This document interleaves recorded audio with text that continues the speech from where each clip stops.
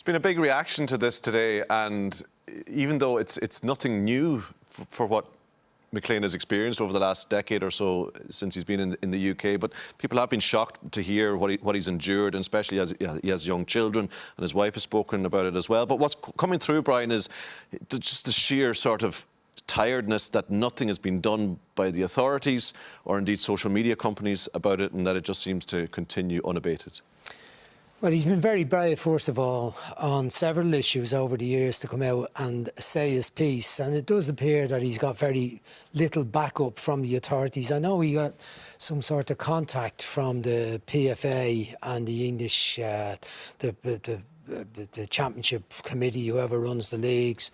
But over the years, it doesn't seem like a lot of people in authority have taken on to try and help him. I think James himself would agree that he hasn't always done himself too many favours in some of the postings he's put out over the years. He certainly annoyed people, but not to earn death threats. Shocking death threats, really. Absolutely not. But I mean, I heard another interview today, and he accepted some blame, I would say, for one or two of the probably not the cleverest of posts that he put out.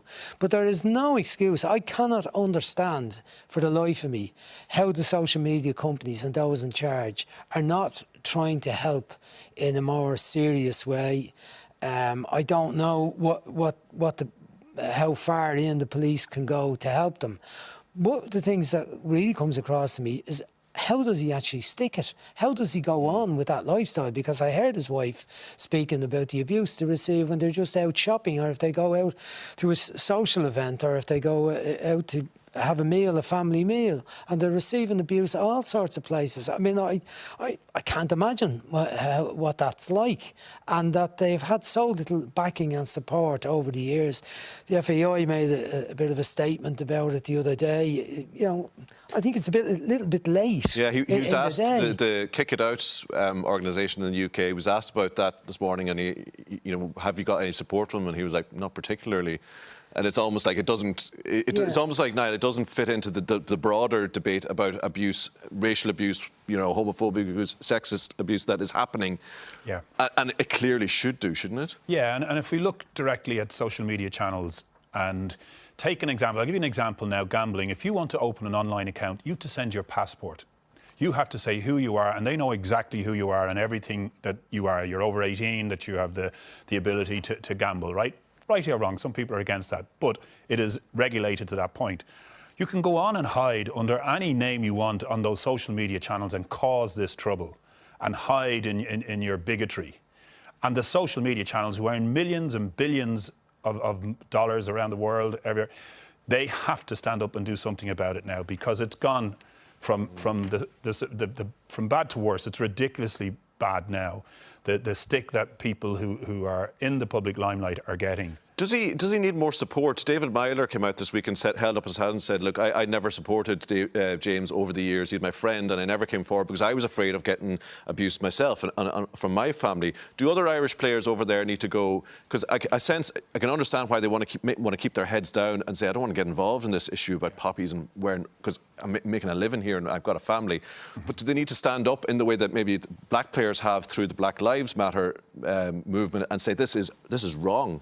And support him? You see, you're probably talking about a more political question than the Black Lives Matter. I mean, people will have their own feelings. They're maybe not as nationalist in their setup and minding as James is, and it's easier for people just to stay out of the limelight and leave him fight that one on his own.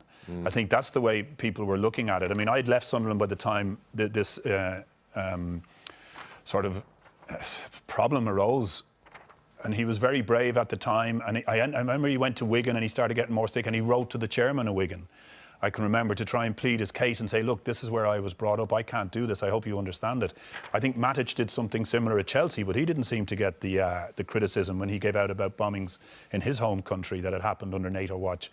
And it's as if James's one has just kept going. It's been a free ride for those who wanted to get at him. And I'm not so sure how much the Irish players there, sticking up for him would maybe even make the issue bigger or worse? I don't know. Would it have stopped it?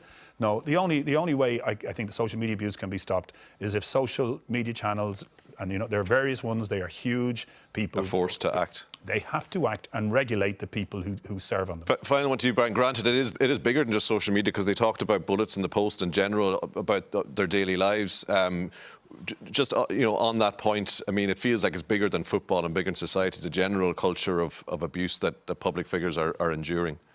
Yeah, well, we're hearing an awful lot about it. Some of the managers have come out recently. Arteta has come out and talked about it. It seems anyone in the public eye, I'm not involved in the social media things myself. I don't want to hear the abuse that's flying around. I don't want to give people the opportunity to use those routes to get at me.